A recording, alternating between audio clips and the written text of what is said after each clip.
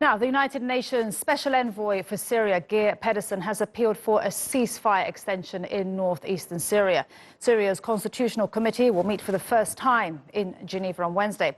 I'm now joined by Ammar Kahf. He's the Chief Executive Director at the Omran Center for Strategic Studies, a policy think tank focusing on Syria. Thanks for coming in. Thank you. My first question to you is, what do you expect from these talks? We've heard Geir Pedersen saying he's optimistic, but also saying that this could be just a symbolic beginning of a political process.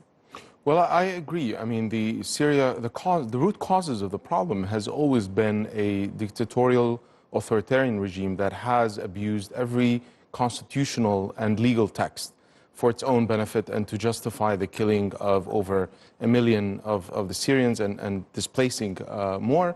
And so I believe that the constitutional reforms are just a very small part of the process of change in Syria, of giving hope for people and of establishing rule of law. Actually looking into legal texts is perhaps equally as important as reforming constitutional text.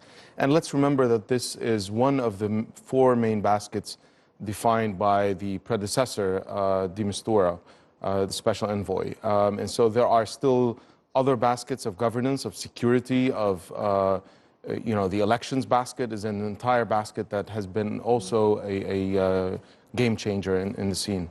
Now, I want to ask you about the timing, because a lot has happened in the past month. The situation on the ground has changed.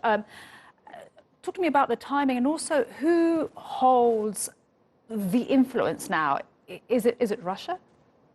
Well, obviously, the Russians have the higher say, and the Russians this morning, the Russian foreign minister said that this Constitutional Committee does not create a political process, which is really challenging because they have been pushing for this constitutional process regardless of what Syrians want or don't want on both sides of the aisle. And so I believe both sides view the Constitution as just one of the means, but not the only game changer.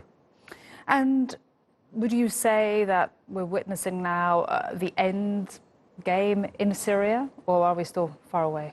I think we're still far away. I think that this is just another page in the story of the plight and the struggle for human rights and rule of law and democratic change in Syria. This is just another phase, hopefully a non-military phase, and a phase that would establish peace for local communities, to establish local governance and have more hope for local communities to reestablish their lives and be able to make the next phase of the change.